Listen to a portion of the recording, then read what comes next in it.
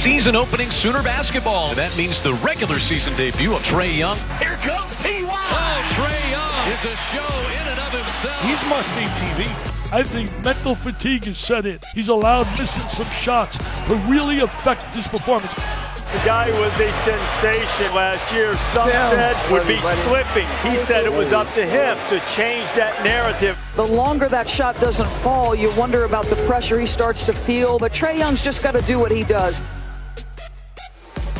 What he did was become the first player ever to lead the nation in scoring and assists in his season at Oklahoma. Trae Young going to be joining us here at the table in the first quarter. The number 2 seed Blazers taking on the Atlanta Hawks. Young getting a breather tonight, not playing, not in uniform, obviously, for Atlanta. They're dapping up Brian Shaw, assistant coach with the Los Angeles Lakers. Mark Jones courtside along with Doris Burke. Cassidy Hubbarth joining us in just a bit. It's been an incredible ride for Trae Young when you think about 8 months ago, his collegiate debut.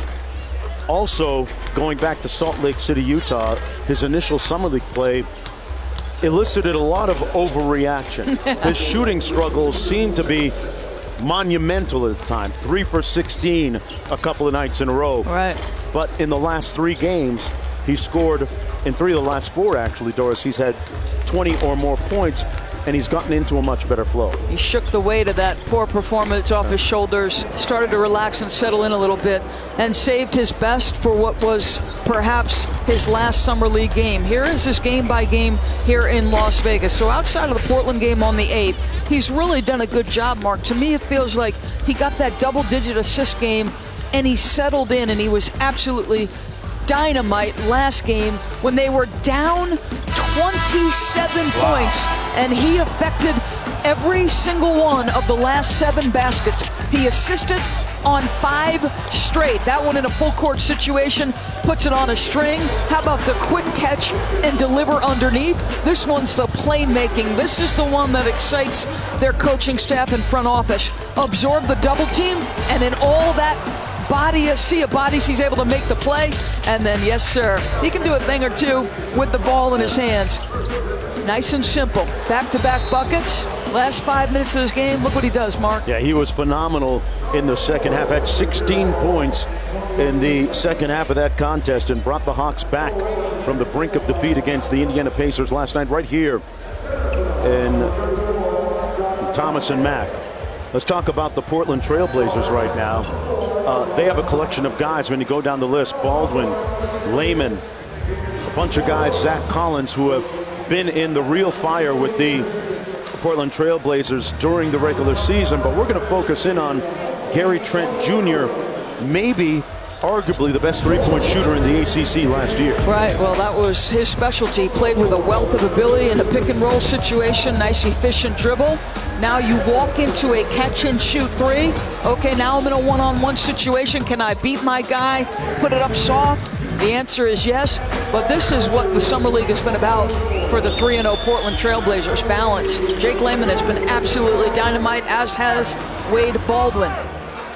Anthony Simons, an interesting story, a guy that did not play collegiate basketball, was down at IMG Academy down in Florida. I'll tell you more about him as the night progresses. There's a look at Wade Baldwin, who will be running the point for the Portland Trail Blazers, former first-round pick of the Memphis Grizzlies, as we take a look at the starting lineups for the respective teams. Portland undefeated at 3-0. Taking on the Atlanta Hawks, who have played 1 more game. They are 2-2. Baldwin, Jenkins, another Vanderbilt guy, Layman, Collins, and Swanigan. Morris, Johnson, Cleveland, Amari Spellman, and Landale for the Atlanta Hawks. Trae Young not playing tonight, but keep in mind, if you want to hear from him, he'll be joining us right here at the table in just a few. Game 2 of our doubleheader tonight here on ESPN2. Mark Jones, Doris Burke, and Cassidy Hubbarth calling it for you. Collins wearing that mask. Controls the tip, and we get a clock malfunction. Clock never got started. There's a look at Collins sporting that black mask. He broke his nose on the first day of Summer League camp. And still getting used to that mask. You know, they won't let you wear a black mask during the regular season. Remember LeBron tried to wear one with Miami a few years ago, and LeBron looks scary. Like it isn't enough, right? With 6'9" or 6'8" and 255 coming at you. The masked man with the partial block and the rebound for Portland. Swanigan going to face up. Jake Layman has been playing really well, shooting the basketball in particular. Swanigan out of Purdue, and that's going to be an offensive foul. He hooked his opponent and gets whistled for the infraction. Caleb Swanigan out of Indianapolis, Indiana, the 26th pick in the draft by Portland, his second year in the league.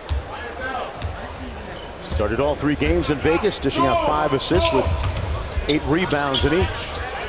Spellman with a catch and shoot.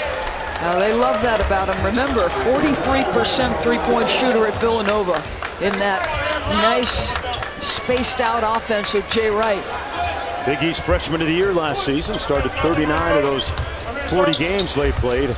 Layman looking at making it look real easy.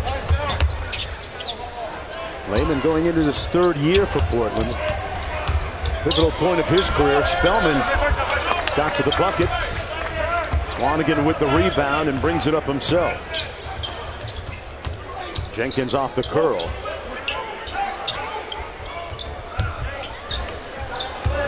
Tough pass, never made it.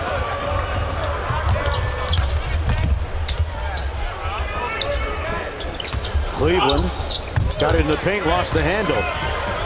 Swanigan had Jenkins temporarily and ends up turning it over. There's Johnson with the elbow jumper.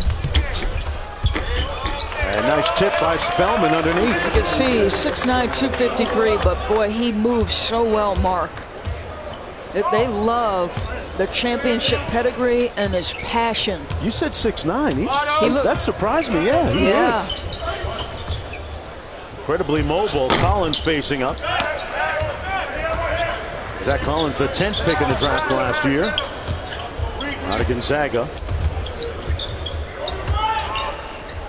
John Jenkins playing good defense here on Cleveland. Whistling a violation against the Hawks.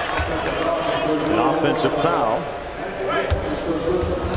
Take a look at Jake Layman there, number 10 for the Portland Trailblazers. He knew that coming into Summer League, he had to shoot the ball better than he has been. It's time for him to show out a little bit. And he's responded here with 56% shooting from the field. A guy that is really bouncy. Very much an athlete, and now trying to become a complete player. On cue, Layman shooting it well. He's just keeping his eye on the ball handler and just trying to space down a little bit to the corner, stay in the vision of the passer. But you're right, I think he's a terrific athlete. I like the way he plays. And he said it, you know, he's like, listen, this is about me shooting the ball more consistently, period. Nice little show and go. Collins wasn't ready for the pass. Swanigan on the block. That one halfway down and out, but a nice looking move by Caleb Swanigan. Johnson on the probe. And Swanigan with the rebound. Now here's Wade Baldwin. Layman in rhythm. 3 for 3. His second one. That's about as consistent as you can be, Mr. Layman. Just making things nice and simple for himself. His first bucket was like a one-dribble pull-up, easy. Trying to get some minutes in Terry Stotts' rotation. Layman's got to beat out Harkless and Evan Turner, who play the wing as well. 1 mid-range, 2 threes. This one in a half-court set. The next one in semi-transition. Up the floor he comes. Boom. There's Morris, 5 on the shot clock. They got to go to work quickly. And a blown layup underneath by Landale.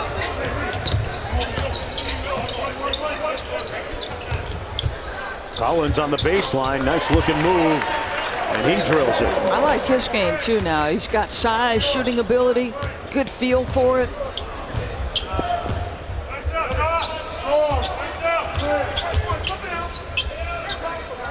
Spellman Nice look inside. Spellman got it back. And Lehman with a rebound for Portland. Wade Baldwin up court. Been doing a nice job running the show and shooting much better on cue. Wade Baldwin, the 17th pick a couple of years ago from Memphis for the Memphis Grizzlies. And an 11-0 run for Portland. And they lead by 8. Baldwin has been really good defensively as well. He has a little over a 7-foot wingspan at 6'4". Wow. Jenkins had to go halfway down and out. Spellman wrestling for the ball with Collins. Time on the floor when we come back. Trae Young of the Atlanta Hawks taking a night off, but we're going to put him to work here with a headset on.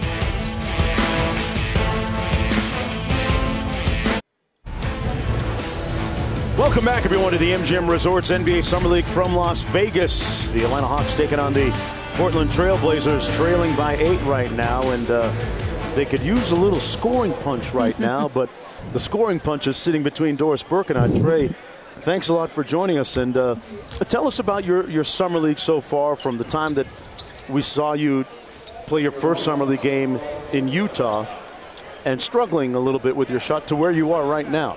I mean, it was definitely a process. This has all been a process for me. Coming in, my first game being the first time I played 5-on-5 since my college basketball game. Wow. Throughout the whole draft process, it was all one-on-nos and just doing different drills. So just getting back into the flow of things and getting back on 5-on-5 was just the start of my process. So it's all been a upward battle and upward hill for me. So I'm just enjoying it.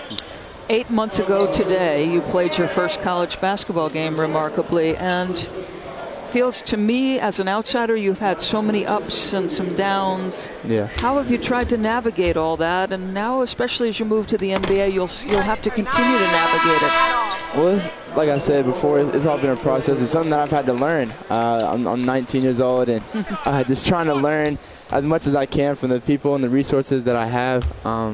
With all the things that I've been through going in college, from coming out of nowhere and just doing what I did, and then bursting onto the scene is what you did. Yeah, and then everybody, and then it started changing a little bit, and then just things that I've had to learn. And like I said, I'm just getting started, and I'm excited about everything that's going on, and I'm super excited. Are you enjoying it? And I wonder, as you said, you're 19 years old, and you're stepping into a league, Trae, where there is performance pressure and there are expectations. Can you give us some sense of how, like, that's not easy for a 19-year-old? Oh, it's definitely not easy. But I've trained my whole life. I worked so hard throughout this whole process and growing up just to get prepared for this moment. And as of right now, I feel like I'm ready, but I know there's a lot of things I got to continue to get better at, and just continue to work. I mean, continue to do what's gotten me here, so I'm excited. Okay, Trae, your dad played basketball at a high level, and part of your lineage has dictated that you've always been around quality people, quality coaches and trainers. What kind of feedback has your dad given you in the increments that you started in your first Summer League game that's helped you get to where you are now, where your last game was arguably your best one? Yeah, well, just to continue to do what's guided me to this point. Playing the right way, playing with a sense of urgency, playing hard, controlling things that I can control. I mean, I can't always control if my shot's going down or anything like that, but I can always control my effort, my communication, making sure my teammates are always involved, things like that. Just controlling what I can control, and that's one of the main things that I've taken away from what my dad's given me, because my shot wasn't falling early on, and I'm still, to be honest, I feel like I haven't shot the ball very well, even in Vegas, but I know that's going to come, so just continue to control the things I can control. I'll tell you what you did do. You played one heck of a down the stretch, down 27. You had the final, you affected the final 7 baskets, so can you take us through a little bit of what that was like last night? 16 in the second half. Yeah, you were dynamite. Well, it was just basically just trying to make the right play. Wanted to make the right play. And I just make the right play down the stretch and do that. Trae, we're going to ask you to stick around. We're going to take a short commercial break. That's how we pay our bills in TV, man. We'll be right back.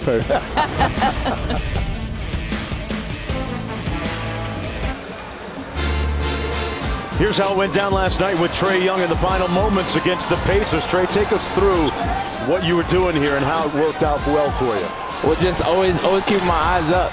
I mean, seeing the defenders and where they were going, leaving my teammates open, which wasn't the right plan in these type of moments, because I had really good teammates who were knocking down shots this night. So it was exciting seeing my teammates happy with making it that much better. That's awesome. Hey, have you spoken with your new head coach, Lloyd Pierce, and asked him about your learning curve and what kind of role he wants you to fill with the Atlanta Hawks? Yeah, I've spoken with him a lot. Actually, every day out here, even on game days, I've asked to get in the gym with him. We've gotten shots up early each and every morning, even on game days, just working constantly in the gym with him, picking his brain, trying to figure out how he wants his offense to be ran. And I mean, he's new in Atlanta just like I am, so we're both experiencing something. He was a teammate of Steve Nash in college in Santa Clara. Yeah, no, we definitely had a lot of talks about that. Steve Nash is my favorite player growing up, so getting advice from that was awesome. All right, so I read this thing that Lloyd Pierce said, and all I could think about was Tony Parker and something Pop put him through when he first went to San Antonio, which was, he worked you out, Lloyd? In the pre-draft, he said, I wanted to hit him, be physical with him. I wanted him to feel me. So can you tell us what that was like? It was definitely different. Getting into a one-on-one battle with Coach in my workout was something fun. He pushed me, picking up 94 feet every day, trying to run off screens, being physical with me, different things like that, and just being in the drills with me was something cool. Because I mean, Coach Kruger, I know he wants to do it, but in college, Coach Kruger wanted talking to it. Coach Kruger had the competitiveness. He wanted to do it. Well, what was that? What was it? I haven't heard of many head coaches that were throwing guys out like that. Yeah, no. Did it feel odd in any way for you? Oh, it definitely felt odd. It definitely felt odd. Because Coach Pierce is awesome in that way. He definitely connects with his players, and the way we connect already is something special. Yeah. Tell me about the Atlanta Hawks and how you see yourself in the big picture. That's a franchise that has great history, has some winning history, but in the last several years has struggled. How do you approach getting that whole thing going? And you want to be part of a winning program. Yeah, I definitely do. I approach it a lot like I did going into Oklahoma, where the program in Oklahoma used to be, I mean, with Blake Griffin going there, Buddy Hield just coming off of a Final Four year, but the year before I got there, didn't make the NCAA tournament, and just me coming in and wanting to change the outlook of Oklahoma basketball. That's the same mindset of coming in an organization like the Hawks and just trying to get back to winning, because I know that's all the Atlanta Hawks fans want and this organization wants. You could point to any number of things that Steve Nash did well. One of the rare guys to go 50, 40, 90, which is really as good as it gets in terms of consistency, shooting from all three levels. What was your favorite aspect of what he did? Just how he was so cerebral, so cerebral. The way he knew how to control the game, control the pace of the game, get his teammates involved, but also know how to score from all three levels. Different things like that. I'm a big fan of his. Out of all the people, to be honest, that I've gotten to talk to and that have introduced themselves to me this past year, I mean, he was one of the main people that I was super excited about meeting and talking to. And now that I can text him and ask him for advice or something crazy. So, but those are the main things, basically just how cerebral he is. Two-time MVP and does some work with some NBA players, so you might want to sustain that. Yeah, for sure. Have you heard from any of your Atlanta Hawks teammates, Dennis Schroeder, or any of the guys that have played on the Hawks team during the regular season? Yes, sir. I've heard from, I mean, basically almost everybody. I've been a lot of contact with, I mean, Kent Bazemore. I mean, Torian Prince has been out here a lot. I mean, DeAndre Embry. They've all been out here, so just being in contact with them. And obviously we got JC, John Collins, and Tyler on the team. So yeah, Collins is playing exceptionally well. So you ready to be a rookie and carry the little Dora the Explorer backpack on your back? No, I don't know about carrying that Dora the Explorer backpack around. That's part of the deal sometimes. Yeah, I know I'm going to have to do a few things. I'm not looking forward to that. Hopefully no popcorn in the car. Right. Hey, you got to be careful. Got to listen to those vets. Got to. Luckily, we're a very young team, so it's... Yeah. Hey, are you done for Summer League? Do you think you'll be playing? Well, right now, I don't know. don't know the process of what coaching them want me to do. Honestly, I really wanted to play today, but I mean, coach thought it would be best in my interest not to play today and just to rest from this long few games that we've been playing. So. You're killing me. I was so excited to watch you in person. Trust me, I feel like I've made it since I'm here talking to y'all. You see all these notes I had on you, right? I know. I wish I could have played. I'm real upset. You want to know what I have on my board about you? What is that?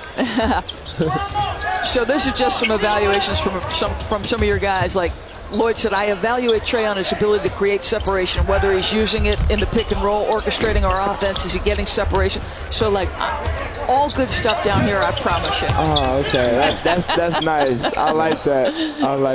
Thank you. That was an incredible year at Oklahoma. I mean, the only person in the NCAA history to lead the country in scoring and assists in just 1 year. How much pride do you take in your ability to do something nobody else did? I mean, I take a lot of pride in it. I mean, I hope hopefully one day, I mean, a kid is looking up to me right now wanting to change the game and wanting to do something special in college basketball. Like I did, and that's all I wanted to do, just be different. That's one thing about me is I always pride myself in being different. And so leading the league in points and assists in the country was something different. So I'm very proud of that. We really appreciate you joining us. We're really excited to see you next season. Thank you so much. I feel like I've made it. I feel like I'm talking to y'all. So that's great. Thank you. That kind of humility will go a long way. Hey, your team's down 10. You think you can talk coach into a little second half run for us? I'm going to talk to Coach Bent right now, drop a few plays, get some offense going. Thanks again. The Atlanta Hawks making it a 9-point game, and we always love going to Atlanta, Doris Burke, for regular season and playoff games. I have a feeling with Trae in the fold, we'll be pulling up to Atlanta a little bit more. Little Gus's fried chicken in our future, and a little Trae Young basketball in our future. Back after this.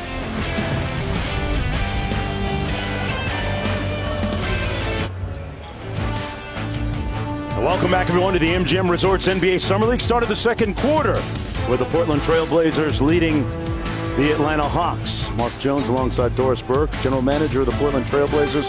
Neil Olshey joining us now. Neil, a good summer for you guys. To start things off, Jusuf Nurkic re-signed to a deal. How important is that to you guys moving forward? It was big. I mean, look, he's a core part of our roster. You know, we were lucky enough to acquire him in trade, you know, at the end of last season. And, you know, our record with him, you know, we play like a 550, 600 team with him on the floor. So, you know, it was critical we got him back, you know, to have a 23-year-old starting caliber center on what we think is going to end up being a cap-favorable deal was a good step forward for us in terms of continuity and player retention. Your first month on the job was pretty good. Before a month had elapsed, you had drafted Damian Lillard and gotten Terry Stotts as your head coach. Yeah, I was 2 for 2 on that. That was really good. Well, you know, what the guys that don't get credit in all this, right? The general manager sits courtside at Summer League, is the scouts, you know, and the assistant GMs and the guys that live on the road all year. You know, they don't get enough credit. They're not in the spotlight. But our staff did a phenomenal job preparing for that draft. It wasn't just Dame. You know, we took Myers Leonard, but we found Will Barton in the second round at 42, who's turned into a big-time player as well. And, you know, those are the guys, Steve Rosenberg, Bill Branch, Joe Cronin, they're out there grinding every day, you know, seeing guys and, you know, really kind of pounding the table in the draft room. Hey, one of the guys I was just going to ask you about on the other end of that alley-oop, Jake Layman, going into his third year, a real bouncy type of athlete and shooting the ball pretty well here in Summer League. Does he fit into the rotation, you think, down the road a little bit? You guys got some pretty talented wings there. We do. You know, I hope so. I mean, I think, you know, historically for us, the third year has been a big jump, you know, under Terry. You know, guys really, you know, they learn the system their freshman year or their first year. You know, they start to grow second year, and then they have full confidence, you know, by the third year. We had that with Alan Crabb. We saw with Pat Connaughton last season. Will Barton blossomed, you know, elsewhere, which, you know, wasn't great for us. But, you know, we really felt like it was too early to kind of, you know, push our chips in on Jake. You know, we had an option. We picked it up kind of on the come on June 30th, not knowing what we would get in free agency. And, you know, he's lived up to it. He's been, you know, he's from your neck of the woods back in Boston. Yes, and, you know, the big step for him, he's an elite athlete. He can really guard. He's got to make shots, you know, and what we've seen, it's a small sample size so far, you know, 3.5 games, but he's knocking down threes, he's making the shots he's supposed to make. And that's going to be the big area of growth for him. I got him at 8 of 13 on his three-point shots coming into this one here tonight. That's not bad. He's taking great shots, nice, efficient off the move, dribble move, a couple of threes. I'm curious about when you drafted Damian Lillard and C.J. McCollum, because they're two undersized guards from schools that are not, you know, the prototypical Kentucky, Kansas, North Carolina. Right. When you drafted them, despite the size challenge, what were the character things you saw in those men to give you faith that, yes, from a skill perspective and beyond, they could succeed? Well, you know, one of the things that I think people overlook at times with guys coming from small schools is you have two guys that they had to take ownership of outcome from the time they walked onto campus. You know, they don't have the luxury of playing with 3 or 4 other McDonald's All-Americans where they have a tough night, you know, and their team can still, you know, end up winning a game, or, you know, the reporters are looking at other people in the locker room. So when you look at Dame and CJ, the success they had at Lehigh and at Weber was, you know, it was incumbent upon them, you know, to take a leadership role from day one. They're both under-recruited. They carry that chip on their shoulder. They still have a swagger. And, I mean, you look at Dame. I mean, he's 4th in the league in MVP voting. He's a first-team All-NBA player. And he still acts like he's, you know, he's the downtrodden. So, and I think that's what makes both of them great. And it's one of the reasons we had the confidence to draft a young guy like Anthony Simons, knowing that every day they would be in the gym working and he would be in the gym emulating 2 of the most high-character, successful guys, you know, of that ilk in our league. Dame told me the story, Neil, about when he was in between his junior and senior years. He went back and watched every pick and roll play that he ran that year at Weber State and took notes and used it the next season. I mean, that's the type of guy that you got. Let's talk about a guy that had a great block a moment ago, Gary Trent Jr. His father was a member of the Portland Trail Blazers back in the day.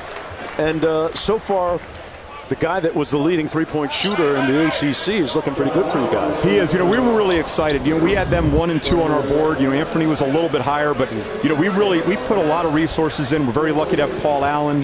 You know, he allowed us to use 2 future seconds and cash to jump back into the draft and get Gary. And we think his game translates immediately. You know, obviously, like his dad, well-built young guy, you know, physically doesn't back down. And, you know, Doris Yu is a great scorer at Providence, so he's not shy now. I mean, he got into the game, he dribbled into an ill-advised 3, and so he's going to get him up. And I think, you know, Terry has a system of empowerment. You know, as long as guys, it's a shot you've proven you can make, you're allowed to take them.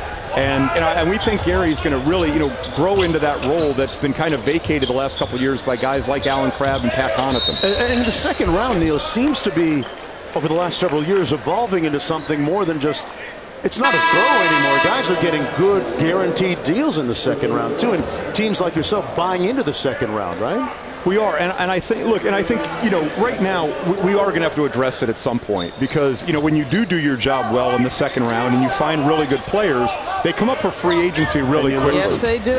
And that's why you see teams giving out longer guarantees than we used to. That's a great because point. you're just trying to protect the asset as much as possible if you believe in the guy to begin with.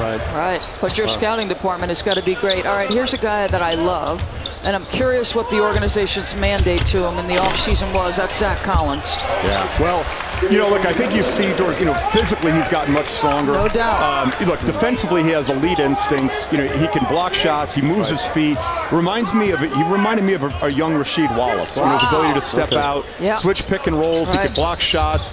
Really, really tough. Just, I mean, he's probably one of the toughest guys on our roster. And, you know, he just needed to get physically stronger so that he could finish plays around the basket. I mean, you see it a little bit now. Center of gravity still needs some work. You know, he gets pushed around a little bit. He's a little bit off balance. But, you know, Terry last year used him more as a pick and pop guy because he played in tandem with Ed Davis. We're hoping now, you know, Ed has moved on. We're hoping now that'll get Zach closer to the basket, where we can highlight his offensive rebounding, his touch around the basket, and his post game. You guys made a nice leap defensively last year into the top 10 defensively. How do you continue that trend with some of the personnel that you guys acquired during the offseason? Well, a lot of that, you know, the credit for that goes to, you know, to Terry's staff and to Dame. You know, I mean, Dame really made a concerted effort to be better at the point of attack and, you know, control the ball, keep it in front of him. You know, we ask a lot of him offensively, and at times it's unfair to ask that much more on the other side of the ball. But I think Dame realized for us to take a jump, and we went from 26th to 8th. Now, some of that was Dame at the point of attack, and a lot of it was Nurk. You know, we had played like a top 10 defense after we acquired him a year ago. This year, top 8, and we led the league in rim protection. So a lot of that was Jusuf Nurkic. It was Zach Collins' length. It was Ed Davis's energy that will have to be replaced. And, you know, the guy who really is unsung, that fights some of the bigger guys in our league, is Al-Farouq Aminu. He's tremendous. Right.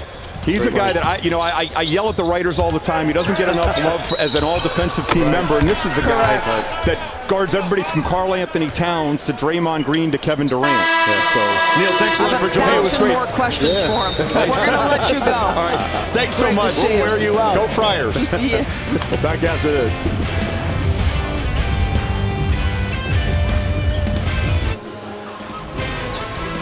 Well, the Summer League tournament continues tomorrow in Las Vegas on NBA TV, as well as the NBA, the ESPN app.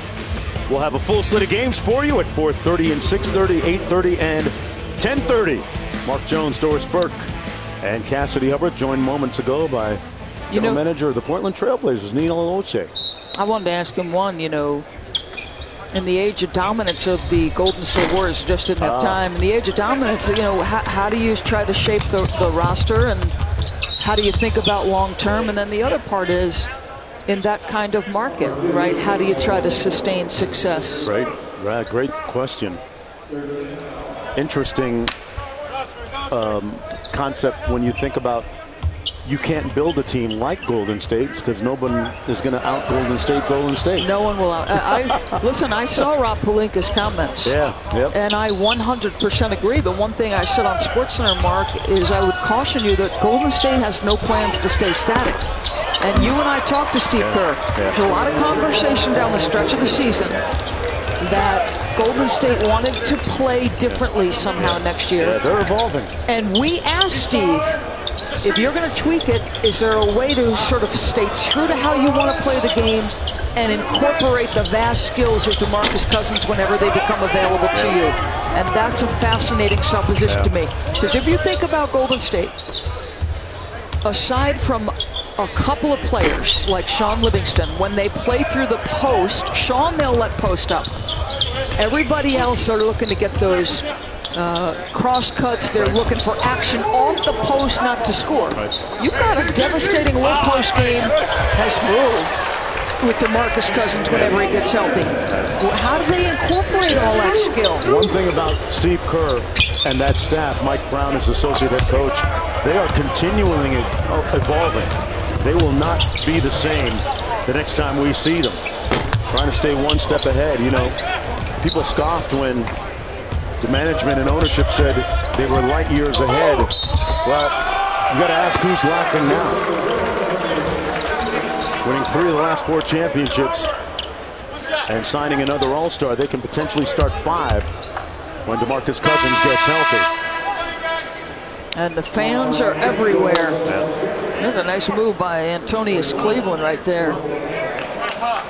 They like his intensity. They like the defense he brings at the wing position. He, too, is 6'6". Everybody seems to be 6'6" or higher, Mark. Hey, you mentioned Al-Farouq Aminu, Portland. I love that. Wing defense. Correct. He is a real underrated stopper, and interestingly enough, he has a brother that plays at the University of North Florida. Wahid, who's doing a great job for head coach Matt Driscoll down there in Jacksonville, Florida. 3 on the shot clock. And Papagiannis with the rebound. Yorgos Papagiannis, 13th pick of the draft back in 2016. Never quite found his way or niche in Sacramento. Blocking a foul on Johnson. Simons, we've seen Simons look very explosive and dynamic out of Almonte Springs, Florida. Was at IGM Academy, didn't play collegiate basketball, going to go to the free throw line. Made his first start of Summer League Tuesday against the Spurs. Had 8 points in that ball game. A little bit outside the box when you think about somebody that didn't play any collegiate basketball and spending a year basically training, working out down at IMG, a great facility down there in Bradenton, Florida. Spent a 5th year at IMG Academy to prep for the NBA instead of going to school. His parents were huge Orlando Magic fans, and that's why he has that first name, Anthony. And you can call Spellman anything right now, especially spectacular. Spellman out of Villanova with 14. Portland leads by 4. They are 3-0 in Summer League action. Caleb Swanigan was an 8th grader going into the 9th grade. Weighed almost 400 pounds and run. That's pretty heavy. Spellman getting it to go. Championship pedigree, 6'9", frame 253, but moves his feet, runs the floor. He has been spectacular. How about this punch? My goodness. And then in transition, he says, I'm going to sprint the floor, see if I can't get myself an easy couple.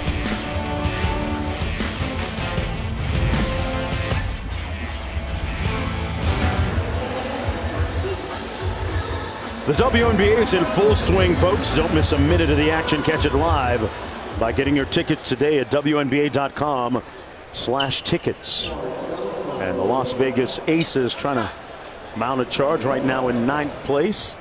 The top 8 make the playoffs. We had Asia Wilson of the Aces join us a few days ago and had a chance to chop it up with her. They're 9-12 overall. 6 games out of first place and a game and a half out of the last playoff spot. Asia, if you're out there, I'm still waiting on my tickets. 1-point ball game. Atlanta with a chance to take the lead. Portland has led for most of this contest. Wade Baldwin coming up short.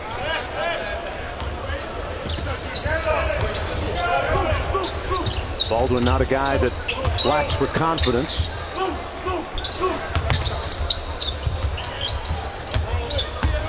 Cleveland weaving his way inside and turns it over. Layman, and he's going to walk with it.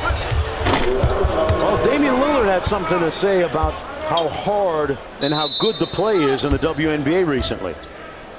I mean, it was exciting, man. It was a great game. Oh, man. I mean, they was out there hooping, like, you know, just like NBA players do. The same passion, the same pace, the same grit, you know. So, you know, they professionals, man, and it's awesome to be able to see those women out there competing the way they do. They deserve a lot more respect, you know, and they deserve to make a lot more money than they do. And I think it's time for people to start recognizing that they're professional athletes and they should be treated like it, and their league should be elevated and treated that way as well. And the Church of Basketball said, Amen. Amen.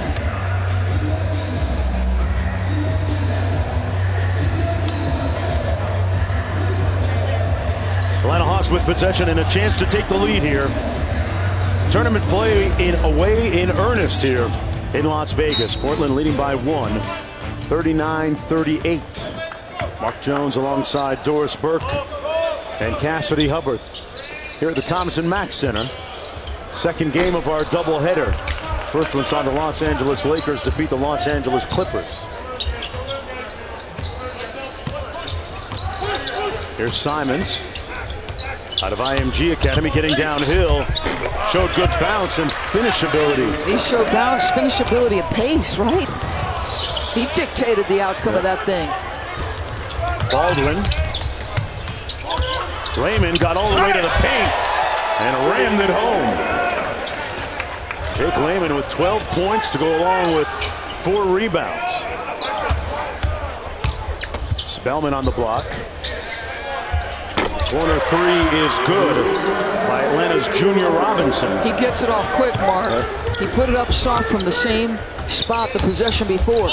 Northeast Conference Player of the Year at Mount St. Mary's. That's going to be the problem, though. Baldwin went right at Robinson and bullied his way to the bucket. One thing I can tell you about Wade Baldwin, known him for several years now when he played back at Vanderbilt. Extremely confident, plays with that kind of edge that you really admire if you're a head coach. He's the son of an FBI and a DEA agent, mom and dad, okay? So he knows all about authority and respects authority and likes to be the authority at time. In fact, at 16 years old, he once challenged nice pass by Baldwin. Baldwin with the dime. At 16 years old, Baldwin challenged several veteran FBI agents in one of those obstacle course races, about 5 of them, ended up beating a handful of them at 16. So he's a guy that really believes in himself. You can't tell him that he can't do anything. 7 points, 3 boards, and 5 assists for Baldwin. Slanigan with the block. And that's going to be a shot clock violation. And Baldwin with a nice pass here. There's the bounce you were talking about with Layman, too.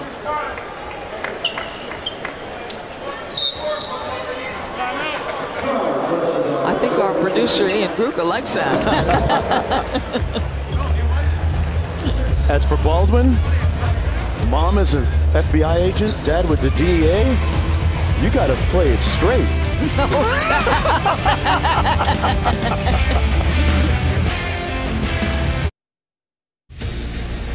Boxing legend Manny Pacquiao is back. The sport's history-making 8 Division World Champion returns to the ring, and it's only on ESPN+. Power punching belt holder Lucas Matisse is the target. As Pac-Man goes for his 60th career win, it's Manny Pacquiao's return, live from Malaysia on ESPN+, part of your ESPN app, Saturday night at 9 p.m. Eastern. That available on ESPN+, the app. You get a lot of extra video and games and events on that. 2 seconds to go. And that's going to be the end of the first half of play. The undefeated Portland Trailblazers behind Wade Baldwin with the 7-point lead at the break. Fran Fraschilla going to be joined by our Cassidy Hubbarth up above our perch at Thomas and Mack on the other side of this.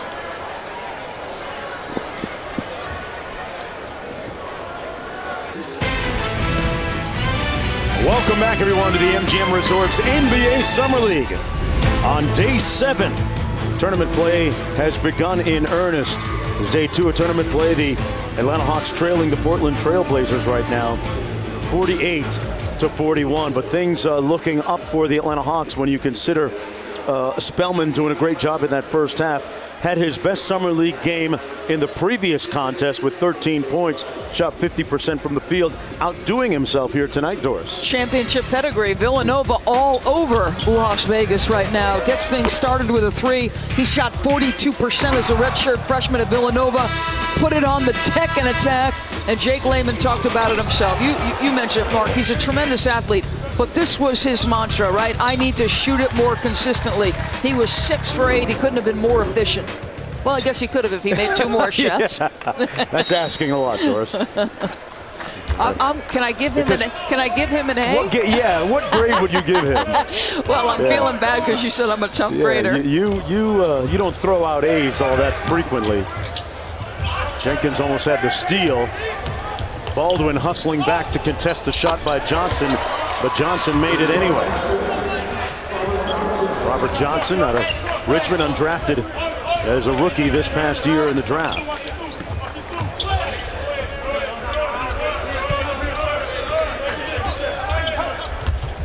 Baldwin got it back from another Vandy former guard and missed everything. Out of bounds, it'll be White basketball, Portland basketball. Wade Baldwin, the 4th, started all 3 games in Vegas so far. Came in averaging 14 points per on 56% from the field. I love the story about his parents. Yeah. That is some kind of authority in the house. Native of Belmead, New Jersey. You're a Jersey girl. Where exactly is that? I don't know. You don't? I've been on the shore? Been a long time since I lived there. But I do consider listen, he's a tough Jersey kid. That's the one thing I'd say about Jersey kids. Former 17th pick overall, Spellman with a nice show and go and dime inside. Wow, nice. Boy, Spellman showing the whole package here. Doris Burke, the former conference freshman of the year. Started 39 of 40 games last year at Villanova. He's got 17 in the game to go along with 3 dimes and 5 boards. Spellman is the 30th pick of the first round, last pick of the first round, and Caleb Swanigan, who's been a little bit conspicuous by his silence in this game. Nice little jump hook by the big man out of Purdue. That's his first field goal, first 2 points. Talk about guys that have really overcome adversity in their life. Well defended by Swanigan.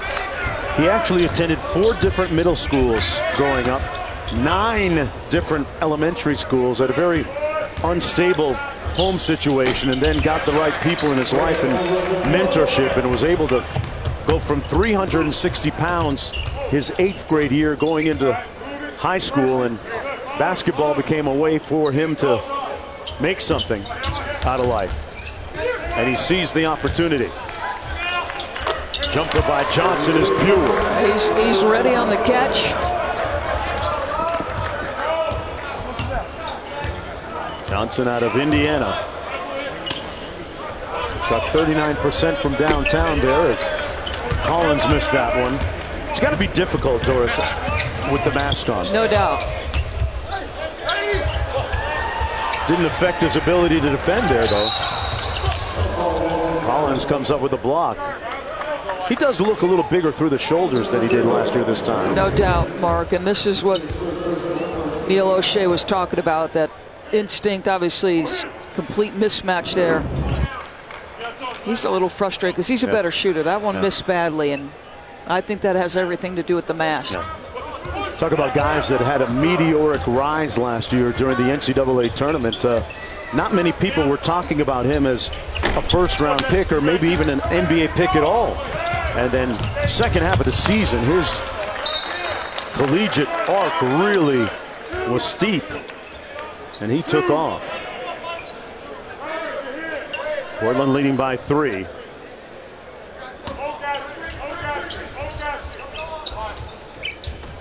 Here's the hot hand, Johnson. They go inside to Jock Landale, an Australian. One of those guys that played at St. Mary's for Coach Randy Bennett. He's had a plethora of guys come through there from down under. Good hustle by Johnson to knock it out of bounds. Who was it? The Dallas Mavericks, we saw, had a couple of Australians on their summer league team. Recently signed Ryan Brokoff, who had played overseas in the EuroLeague last year. Brokoff played his collegiate basketball at Valparaiso. Layman with the pull-up. And rebounded by Landale.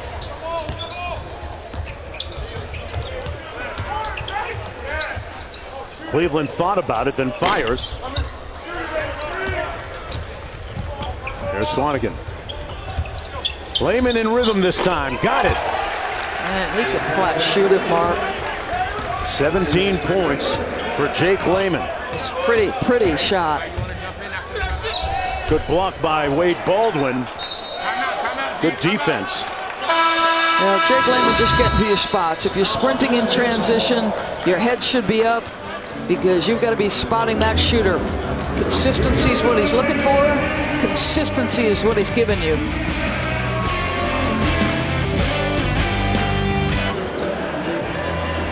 Blazers with a 6-point advantage with 5:46 to go here in tournament play. Mark Jones, Doris Burke joined the table now by Travis Schlenk, the general manager of the Atlanta Hawks. We saw your top draft pick there, Trae Young, and actually it was a trade, but tell us your impressions of how you feel he's progressed so far from game 1 in Utah to his last one last night in the second half, where he was spectacular. Yeah, no, we're very pleased with the progress he's made just in a short period of time. You know, and I think he's even said it publicly. You know, these guys that go at the top of the draft, once their college season's over, there's no more playing 5-on-5, getting up and down the court. It's all individual workouts, 1-on-0. So, you know, going to Utah, I think was a good warm-up for coming to Vegas to get, you know, 3 games in, going up and down, competitive. So we're pleased, obviously. Little known, but 8 months ago to the day he played his first college game. He bursts onto the scene. He has a lot of ups and downs, and he's going to have to navigate that. What's impressed you about the young man handling what's been thrown at him in that 8-month journey? Yeah, well, you guys had obviously the chance to talk with him a little bit ago on the first half. He's a very confident kid. Yeah. You know, he's got a strong will. And I think what happened last year at Oklahoma, you know, not that he was unheralded, he was a McDonald's All-American, but no one really had him pegged as a one and done. He wasn't at the top of any mock drafts.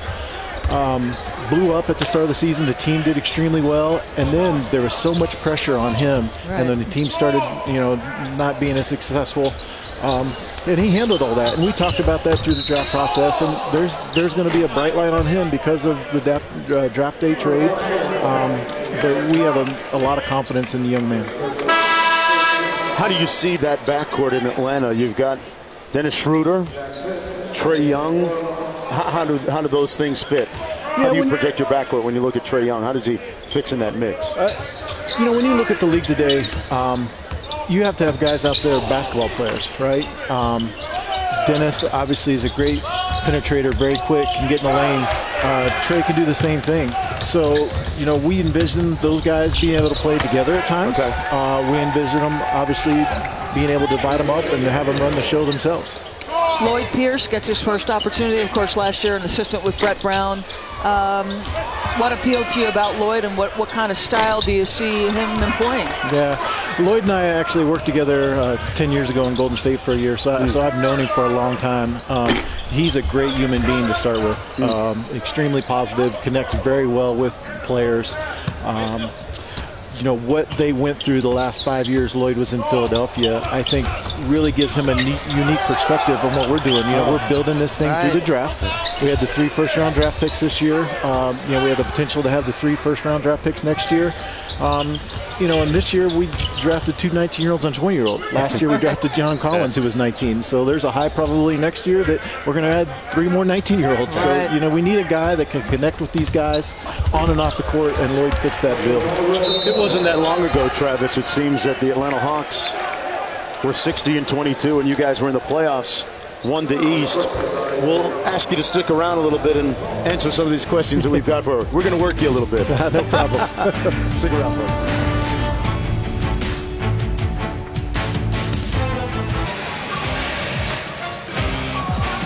General Manager Travis Schlenk and the rest of the Atlanta Hawks front office drafting Young, Huerter, and Spellman. Travis is still with us. Huerter, quickly, he's still recovering from surgery? Yeah, he had a tendon in his pinky finger on his shooting hand that he actually hurt during the season, played with all year long. Going through the pre-draft process, decided to get that fixed when he felt like he had earned the first-round guarantee from a team. But he should be back contact in the next couple of weeks. Let's talk about the guy that just drained that nice-looking jump shot from the top of the lane. Spellman has really impressed here tonight. Yeah, Amari's a guy, obviously playing at Villanova, plays with a lot of fire, a lot of passion, can stretch the floor as we just saw. And defensively, you know, you watch Villanova play, you know, they switch a lot. So he was on the perimeter all the time. Wow. Offensively, did you know he had this kind of game as well? Yeah, no, that's what he did at Villanova. He stretched the floor offensively. 42% from three-point as a redshirt freshman. I want to go back to Huerter, but just because I saw a little bit of him at Maryland, he said he likes Klay Thompson, Gordon Hayward, and Bradley Beal, because I know his reputation as shooter, but he considers himself more. How would you describe him? No, I would agree with that completely. You know, one of the things that I really like about him, well, there are a couple things. He can put the ball on the floor and make plays for himself and for others. And, you know, in today's league, we're trying to get as many guys that can do that as possible. And the other thing that I think he does a really good job of that really is a lost art, he reads screens very well. He's able to tell when he should curl, you know, when he should run to daylight or to the perimeter, when he should flare if a guy cheats up the middle. It's really, when you watch kids today, that's kind of a lost art, and he's extremely good at that. It's a lost art in 2 ways, Travis.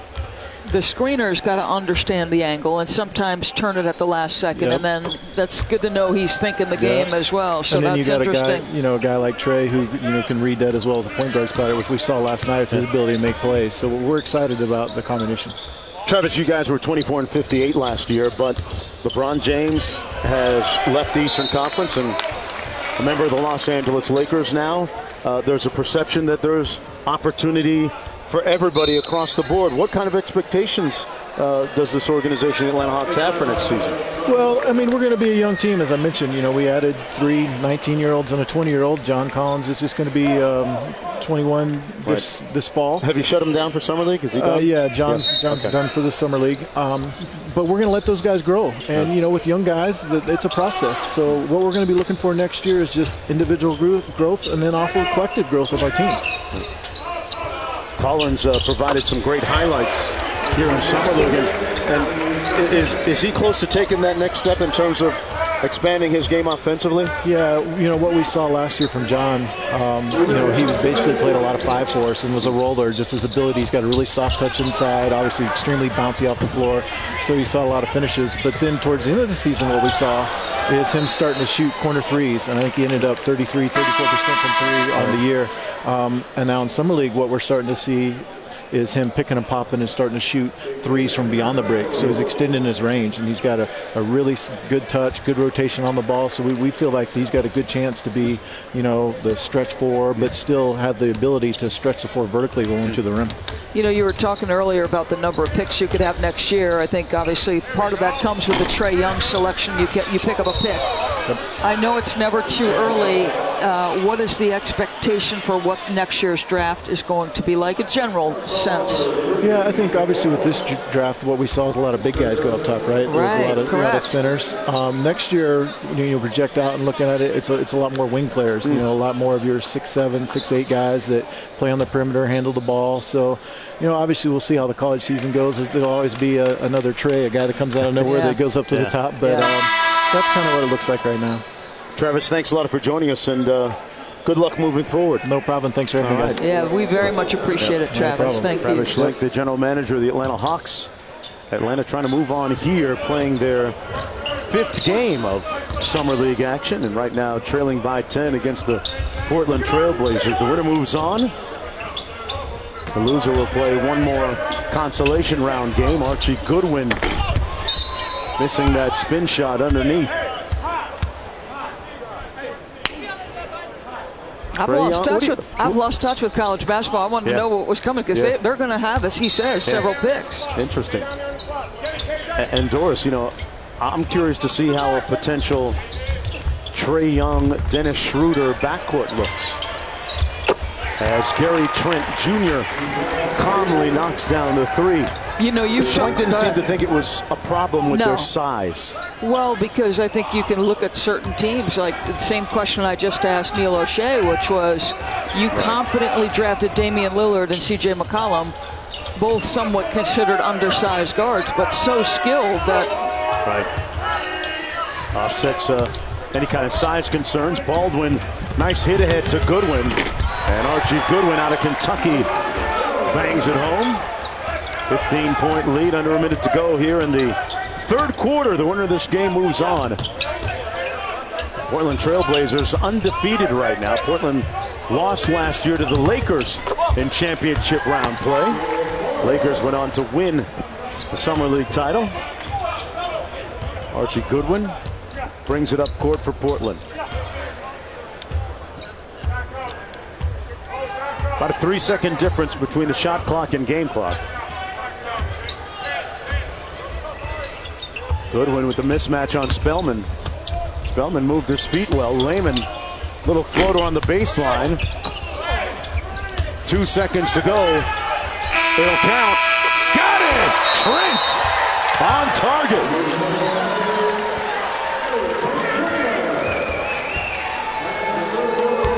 Gary Trent Jr., one of the top 3-point shooters out of the ACC. His dad played for the Blazers as well. Gary Sr., Jr., stunned like his daddy right there.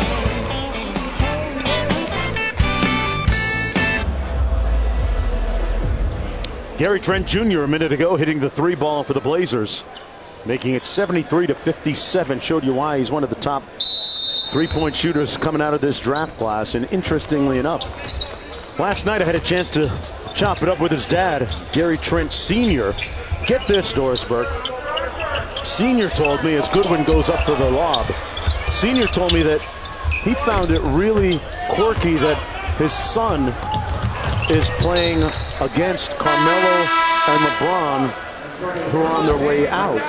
He played against those guys when they were on their way into the league. That's really cool, actually. And it's so interesting to me that LeBron said to us in the offseason during the finals, that he thought he wanted to play about 5-6 more years. Wow. And the idea that perhaps young Bronny and he could be in the league at the same time. Yeah. And that might be his greatest achievement if, in fact, that were to happen. You know that he's real serious about his parenting duties and being a great father, as he's proven to be. I'll tell you what, I saw Trent Jr.'s dad, senior, last night. He looked good. He looked good. Looks like he's still playing? Yeah, oh, definitely. Definitely. Still has that powerful frame and in very good shape. Nice looking drive, but no finish by Morris. Gary Trent Jr. lasting to the second round, 37th pick. General Manager Neil Olshey talked about how, guys are buying to getting into the second round to get the guy they want. And it's tough because I don't think you get the certain amount of claim to them or equity in them when their contracts come due, like he was saying. That correct, yeah. The whole bird rights thing. I thought that was interesting, Mark. You develop a guy for a couple of years, then you could lose him. Trent Jr. with the board.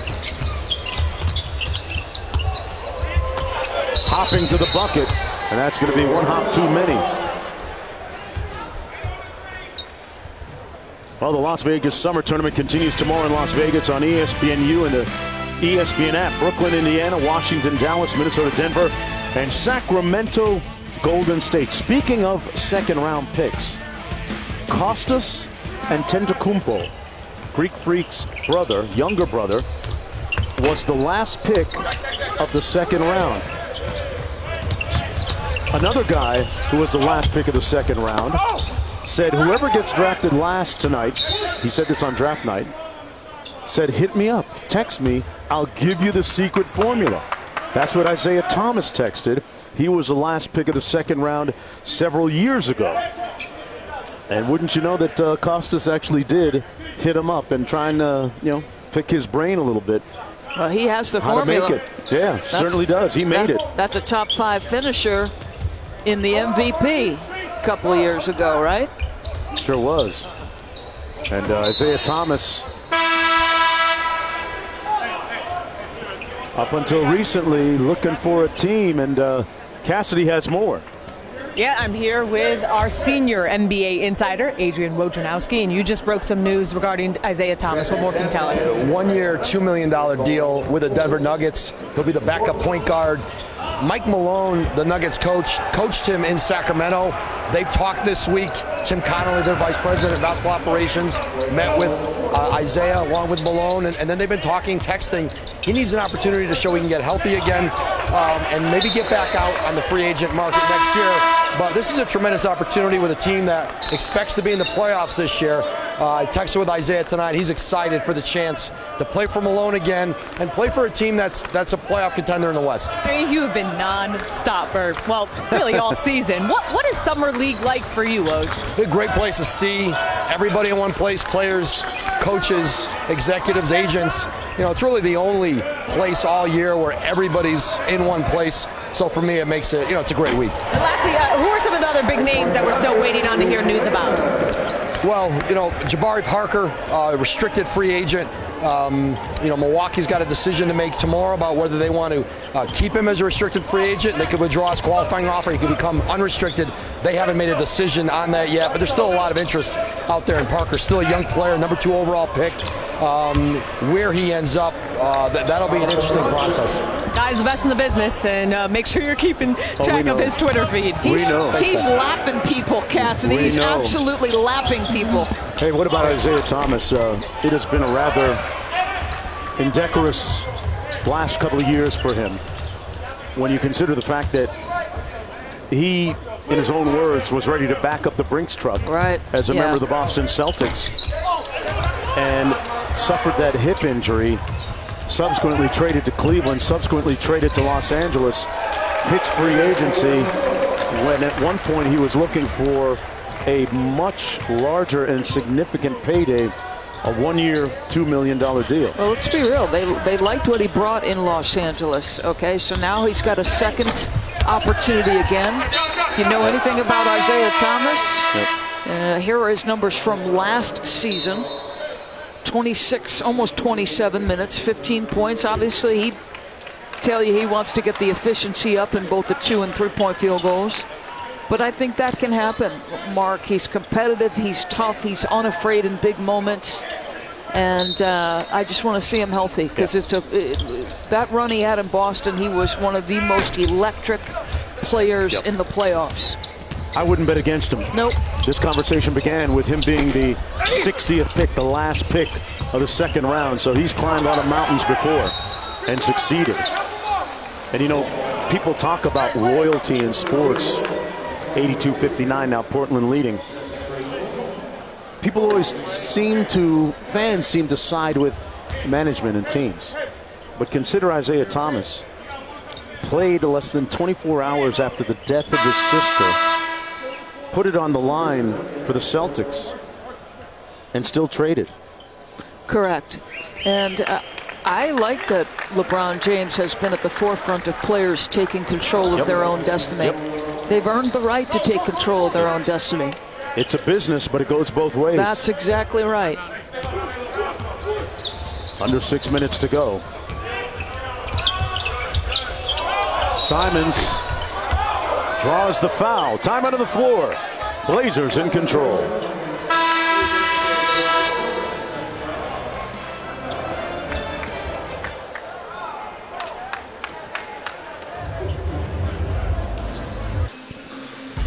Mark, since I'm down to my final 551 of this summer league, I wanted to give a shout out to some coaches who've helped me as I've worked in the NBA. The legend Hubie Brown, Doug Collins, who left us to go back to the competitive environment of the Chicago Bulls. Mark Jackson, of course, rejoined us after his time in Golden State and the notorious JVG. These men, Hubie has affected more generation of basketball people than anybody living today. He's a legend, he's tough as nails, and I adore him. He's the best storyteller in history. Coach Collins and I used to talk a lot when I was covering college basketball because Chris Collins was at Duke. And Mark and Jeff have just been so patient and let me pepper them with questions for things I haven't understood. So that was supposed to air during Coach's Appreciation Day, but I made our producer air it tonight anyway. So my many thanks to those men. So that's a who's who, and it's been a fun time here with you, Doris, as you head home tomorrow and leave me all by myself out here. I think you've got some good basketball in your future, though. I'll be watching from my couch. Yeah. Like Hubie Brown is probably right now. I want to give a shout out to Hubie. He never misses a game. He's recovering from knee surgery, going through that arduous rehab and getting ready for next season. And do you know he's the only person who I was ever starstruck with? Honest to God truth. Wow. I am Rick Pitino's nanny. He's transitioning from an assistant coaching job with the Knicks up to the Providence College Friars. And I'm at Rick Pitino's house. And Hubie Brown calls. Rick's out of town. He's picking Joanne up with his wife, and they're going to go to a barbecue. And he said, Hubie Brown, I couldn't speak. You got tongue-tied. I got so tongue-tied. Hey, this is your first Summer League, Doris. So what are your impressions of what happens out here in Vegas in the middle of July? It's a lot of fun, isn't it? I've absolutely loved it. I've stayed in the gym and stayed out of trouble, which is huge. But I'll tell you, watching these young picks in their first run in what is, you know, a dry run to their NBA training camp upcoming in, when does it start? Late September? Late September. Mid-September now. Yeah. Really cool, Mark. Yeah, by January, Doris, you and I will be calling games and we'll be saying, wow, remember that 3 for 16 Trae Young had? And man, he's averaging, you know, maybe 15, maybe 18, maybe 25. It's always nice to be able to say that you were there in July when they first started, and to watch the career arc of the several talented, many talented players here in Las Vegas. Spellman having a good night here for the Hawks. Not so much on that one. He's got 20 points, 5 boards, and 3 assists. Got back and made the Blazers change their shot.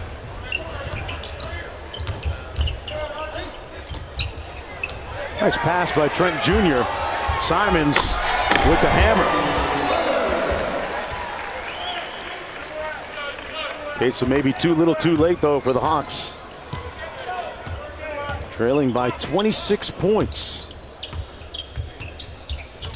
So Woj dropping that Woj bomb a moment ago. Isaiah Thomas going to be in the Western Conference once again with the Denver Nuggets. We spoke to Coach Malone just last night, interestingly enough, in their game across the way at Cox Pavilion. He didn't give up anything, did he? No, said it with a straight face. Well, we talked a little bit about what happens at Summer League. So since we're with Portland, how about young Dame Lillard with that 0 on his chest? A little show and go and one. He got a couple of those, and he has done it. He's made big shot after big shot. In that particular instance, at Summer League, ice in the game. We've seen him do that a time or two. He's made a bunch of big ones, especially that one in the playoffs several years ago against the Houston Rockets, which eliminated them from the playoffs. You know, I remember Dame Lillard telling me about being hurt between his, I think it was sophomore, junior, senior year. I think it was junior, sophomore. And he got video from coach's office and watched every single pick and roll play that he ran the previous season, made notes, and then got into the lab, got in the gym, and started work on how to improving his pick and roll game. And it shows right now, Doris. Oh my God, he's a master manipulator in the pick and roll. Are you kidding me? With that range, quick shooting ability. Brandon Sampson. Tell you, Dame Lillard, if you don't already know, spits a little fire too. He, one of the NBA's top musicians. He's got some bars. If you're on social media, you know that he has that, I think it's called 4-Bar Friday, where you can write some lyrics and he'll look at them and review them. You know what I like about him and what he tries to do with his music is he's talking about issues that are pertinent to society. I think that's very pretty relevant. Yeah, it's pretty cool. Whistle and a foul on Papagiannis. Georgios Papagiannis from Greece. It's all Greek to me right now. Portland in control, folks.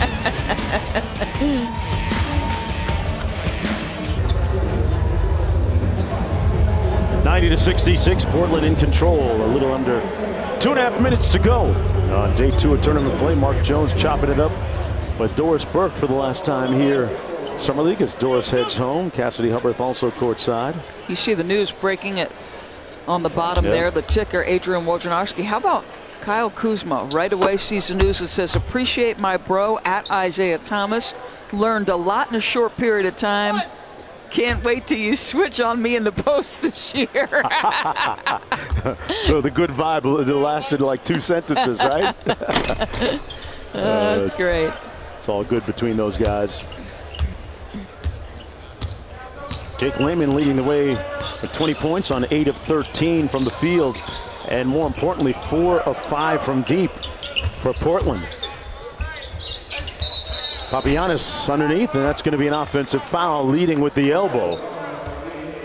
He's thinking about saying something to the official. And then just keeps looking. He's glancing over still as we come up the court. Mr. Papagiannis, you did the right thing. Let it go. Yeah, it's late.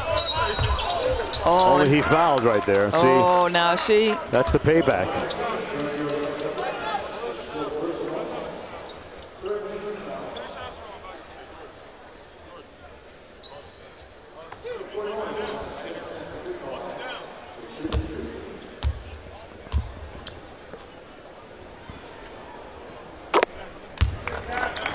Whistle and a foul, and Smith knocks down the free throw.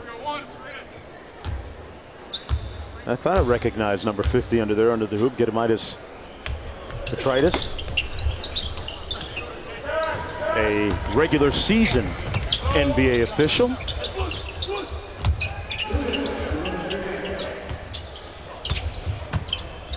Papagiannis from the elbow, no good. So Portland going to move on. Atlanta will have one more game before they call it a tournament. Portland undefeated so far in Summer League play. Casper Ware with the pick.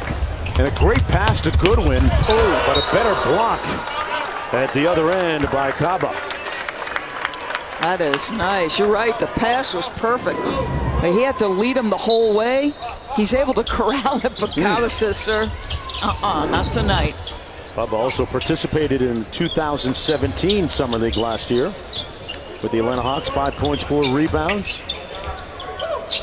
Another one of those talented players out of France. KJ McDaniels with the straightaway jumper.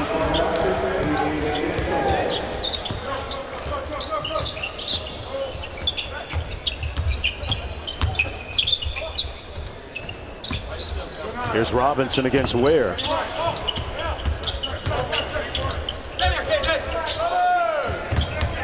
Five on the shot clock. Johnson had it blocked. Good Daniel. Good defense by McDaniels. Goodwin thought he was all alone, but missed the follow. KJ doing what McDaniels usually does. Well, that's just beautiful end-to-end play by him, right? He gets the block on one end, doesn't take for granted that Goodwin's going to put it down. Got 10 points and 4 boards in this. Make that 5 rebounds for KJ McDaniels, formerly the Houston Rockets, Philadelphia 76ers, out of Clemson. This one is pretty much cooked, glazed, and ready to be sliced. Chance that the Blazers might get back to that championship game here in the MGM Resorts NBA Summer League. They're going to win this one. 7-second difference between the shot clock and game clock. Goodwin a little upset, but as you would expect, no whistle. And this one's done. The number 2 seed Portland goes on to win it, 95-69. Herder watching while he heals, and there's a look at the bracket now. Portland will move on and take on the Miami Heat in their next game. NBA Summer League continues tomorrow on ESPNU. Brooklyn, Indiana at 4. Washington, Dallas, Minnesota, Denver, Sacramento, Golden State at 10. All games streaming live on the ESPN app. And breaking news, Jeremy Lin is now a member of the Atlanta Hawks. So Jeremy Lin, formerly of the Brooklyn Nets, joining Trae Young and Dennis Schroeder in the backcourt for Atlanta. For the here now, the Blazers win it 95-69. SportsCenter coming up next. Our Summer League coverage continues tomorrow on ESPNU and NBA TV. Doris Burke is out of here. Cassidy Hubbarth, she's sticking around with me. Thanks for watching. Good night, everybody, from Las Vegas.